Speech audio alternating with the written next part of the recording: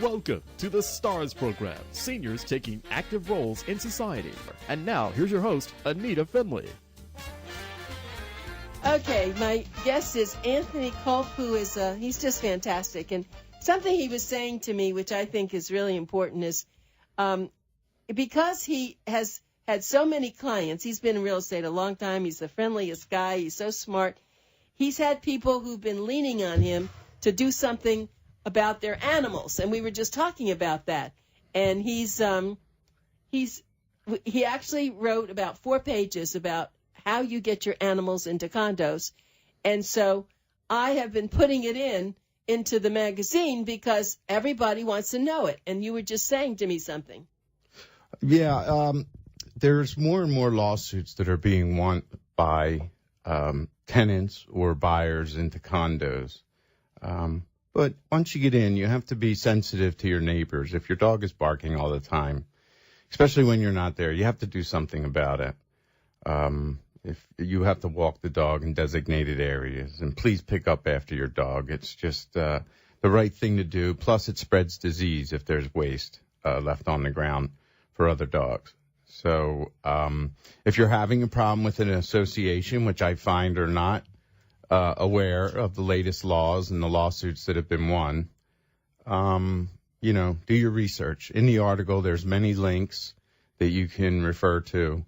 I'm not an attorney. I can't give law advice. I can only let you know the experiences that I've had. So if you do have any questions, don't hesitate to call me, and I can help direct you in the right areas. That's right. That's what you have to do. But let's now talk about, you decided that we have some very important issues to talk about, and only you I trust. So tell me about them. First, when you are ready to move, or if you know somebody who's moving from the north into Florida, because we seem to have more people moving back into Florida every year, packing is a big issue. When you pack, you want to mark your valuables and make sure that you travel with your valuables, with your jewelry that's been in your family or expensive jewelry that you have. The other important one is medications and your medical records. Don't pack them away and have them in a moving truck somewhere. Make sure you have them with you. If you're a domestic partnership, or if there's someone other than a family member who is allowed to give your medical directive, make sure you have that with you also. I've heard horror stories of people that were driving from the north down to Florida, and they were ill or they had to go to a hospital, and whoever they were traveling with could not, give any kind of medical directive because they didn't have the paperwork with them. And in some unfortunate cases, they did, but that state wouldn't recognize it. And the only way for the hospital to do it is you would have to go to court and have a judge say, no, this is valid. And by then it could be, too late and not get the medical attention that they need. So you want to remember that. And then once you get here, most people move here because they came here on vacation and had a great time. And, I've seen people come down and in the first 6 months gain 30 pounds because they're drinking and they're eating. But the other thing that you do is you spend too much money. You spend money like you're on vacation, and you may not have that money. And some people say, oh, it's too expensive to live there. I went through so much money. But, you have to get involved. Get involved with your local government. Get to know who your mayor is, or, who your representative is. Get to know your neighbors. Absolutely. There are people who live in these condos. They live in their condos, and they have no idea who their people are right next door. Right. Meet the board. Go to the board meeting and meet the board afterwards. Just introduce yourself. Let them know what your concerns are if you don't want to speak up during the meeting. It's who do you talk to? Maybe a lot of places have building reps. Get to know your building rep. It's easier if you do have a problem. It's easier to go. What do they say? You attract more flies with honey. Right. So, well, what about, do renters have the same privilege of going to these meetings? Absolutely. When you rent, you have what's called a leasehold estate. That means you have all the rights to that property, whether you're inside the condo and the common area all around it. It's a stake in the property, and it has to be recognized by the condo and the owners. It's very easy to look up. If you just put in leasehold estate, you'll understand all your rights. look for the landlord-tenant code. It's easy to find on the state of Florida. Just type in landlord-tenant code Florida, and the state site will come up, and it'll let you know all your rights. You know so much. See, that's why I love having you on our show and advertising with us, because there are a lot of brokers that pass the test, and they wait for people to call them to buy something or to sell something. That's it. Yeah. They don't know anything. Even some of them don't even know how to write a good contract, right? But you know that, and you must deal with them as on the other side of it, because you have a client or you're dealing with it, and you see these other people who are in it, not the way you've been in it as a real pro. Well, with almost 1,000, probably over 1,000 transactions, you run into a lot. I've had deaths, divorces, situations where there's multiple sellers or multiple buyers and nobody can make up their mind. And every transaction is different. Even writing the contract, there may be a caveat you have to put into the contract or an addendum. The big problem now is working with the management companies and the mortgage companies. If you don't get the right underwriter, and I personally am buying a place right now, and the underwriter... For yourself? For myself. It's an investment property, and the underwriter was asking questions. What are these deposits? Well, I work. They were my paychecks. They were being deposited. The other question they asked was, what was this payment to Hyundai? And I said, well, it's my car payment. No, excuse me. Why does someone have to have that kind of information? Well, I never heard of this before. I think the bar swayed so far in the other direction after the lending crisis that they're making it a little bit difficult. I mean, I have good credit. I have good income. I have, assets. But it's called checklist underwriting. They go down a checklist. And when you're buying a home, have this stuff ready. If you're a realtor out there, ask for this stuff. Or a loan officer, ask for this stuff. Even this stuff you say, oh, they don't need that. Because eventually the underwriter comes back and asks for it. You just explained something to me, because I now heard that people, even to rent, you have to have a certain credit score. Absolutely. That never happened before. The owner's responsible for condo fees, taxes. They're responsible for the tenant's behavior. If the tenant's not behaving, they're going to contact the owner and say, your tenants aren't behaving. If they don't start to behave, we're going to fine you.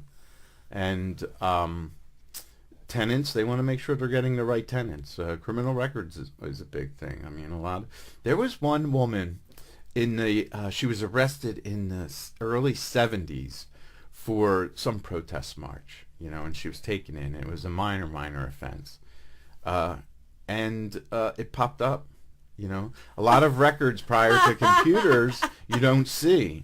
But this one came up. Somehow they found it. And they held that against her? She had to go in and meet with them. They didn't want to meet with her because they just said, oh, well, you can't.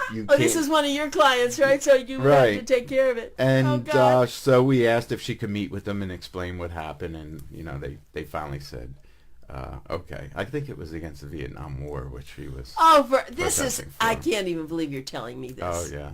Yeah. This is amazing. Well, Anthony, but you're the one, so if you want to buy or sell something, call Anthony, because he's going to take care of you. He's going to go way beyond a contract. Let me give you a phone number. Remember, this is Pencil Talk Radio.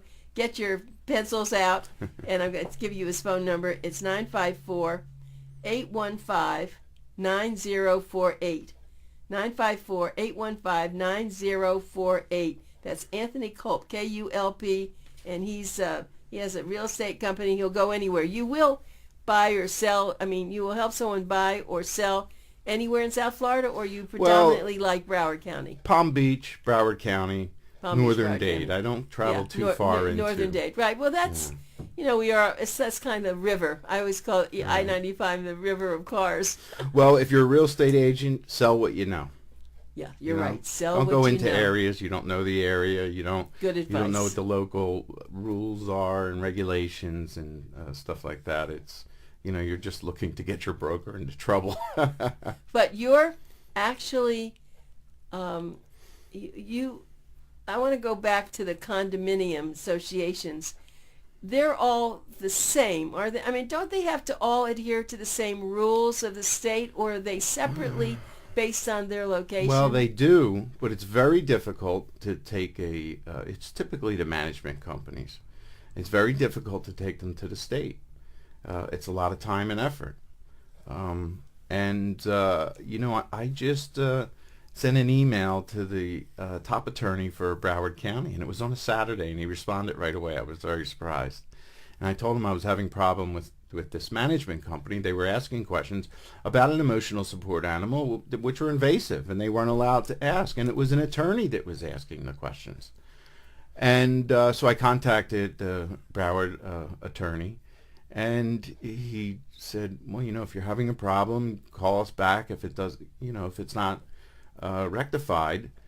But, in the meantime, this person's getting ready to go to settlement in a few days, and they said you can't bring the dog with you, and we're going to fine you if you bring the dog in, and we don't want to set up your meeting and give you an approval until the dog's approved, which, by the way, is two separate things. If you're approved for the condo, they have to give you an approval within 30 days or you're automatically approved. Oh, really? Yeah. I like that. Or they'll play games. That's the state. That's the rule. But they play games and they won't give you the acceptance letter. And, in order to, say, hey, I have rights, you're violating my rights here, you have to get an attorney involved and you have to go to court. So I'll ask you a question. Do you go then in with your buyers to these meetings? Are they allowed Many you to do management companies won't allow me. They will not allow the realtor to go into the meeting. So it's, most people I just tell them when you go in, just say yes, because what they're doing is they're kind of strong-arming you. They're saying, we're the authority here. Here are the rules. We're going to go over them one by one with you, and to make sure that you're absolutely aware of these rules. Well, you get the rules and regulations as soon as you, right after you put your contract in, and they're with the condo docs. But they want to sit there and go over them. In many cases, people are moving down from up north, so they can't be here for it. And the management comes, oh, you have to be here. We have to do this in person. Well, they have to make reasonable accommodations. And nowadays with Skype, and I have gone into a meeting where we set up Skype, and I was there with the computer so they could talk to the person. But if they do it for one person, they have to do it for everybody. But they will constantly say, nope, can't do it. And then you have to find somebody else that they did it for, and they say, okay, well, we'll do it this time. And it's over Amazing, and over and over Anthony. again. See, now, that's why I love to have you come on this show, because these are not things that people even ask or know about. So please, if you're going to buy something, call Anthony first. Have him look for it. Don't go for sale by owner, because you're going to get I don't use the word, but you can get hurt. And if you want to sell something, call Anthony, because he knows the rules, and he's very compassionate, and he's going to really help you do it.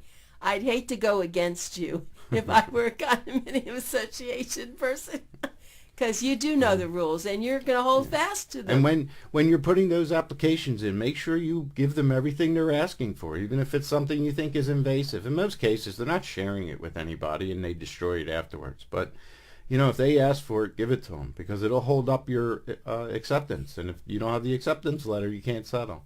Okay, so let's just talk about the people who make the decisions on someone. There's a board, or is there certain people that do that? Or? Well, first you have the management company, which is going to go over the application. They're going to run your background. They're going to run your credit, and they're going to accumulate that information. Then they're going to present it to the board. And here's where part of the problem lies.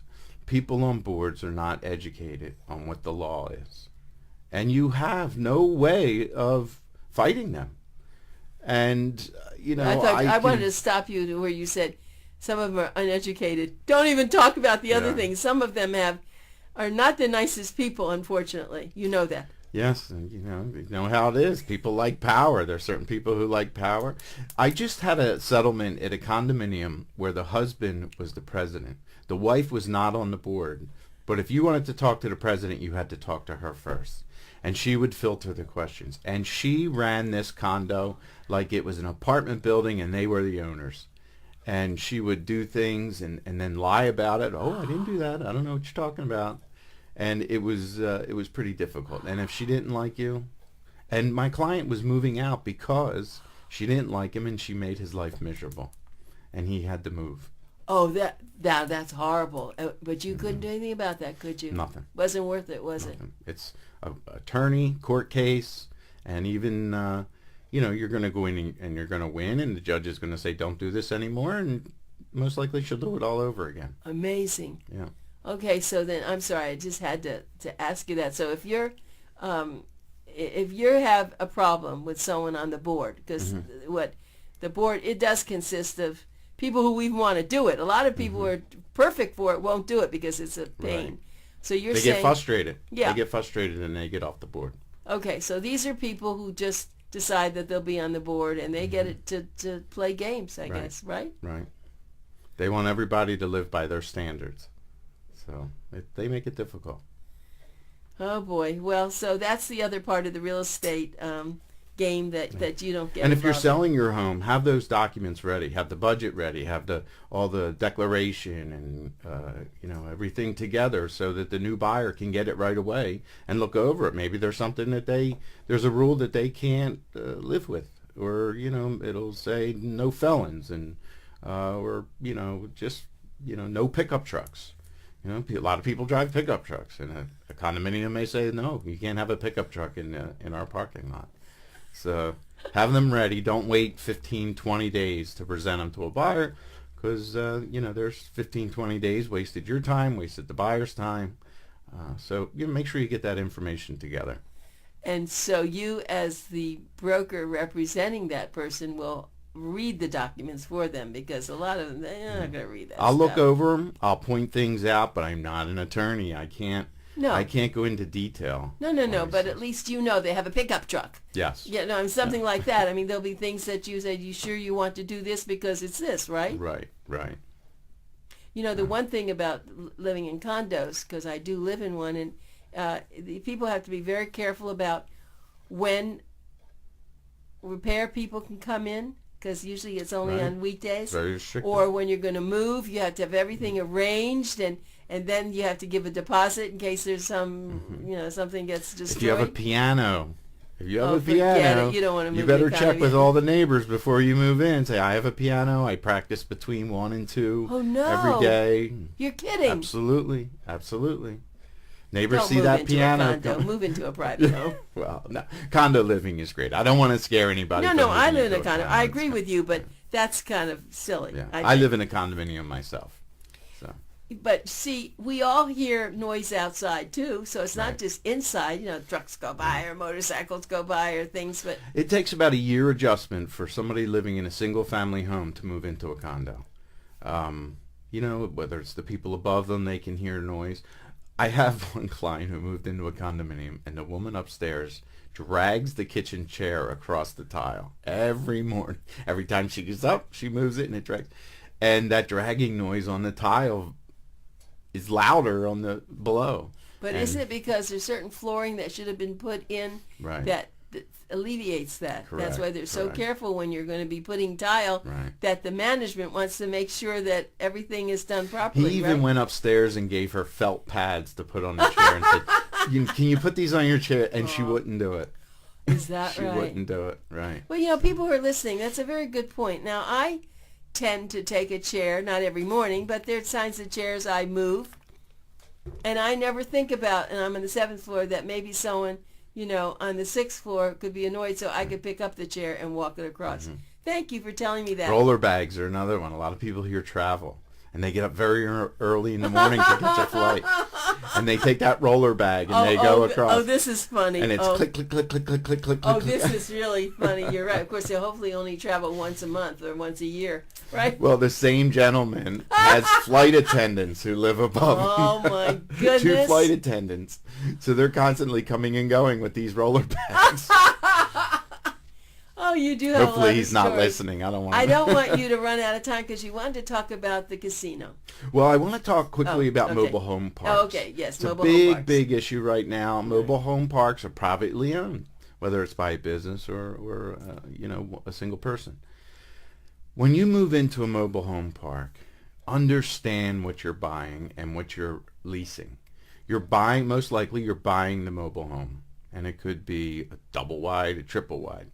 My recommendation is get a long-term lease, because the lease will travel with any sale.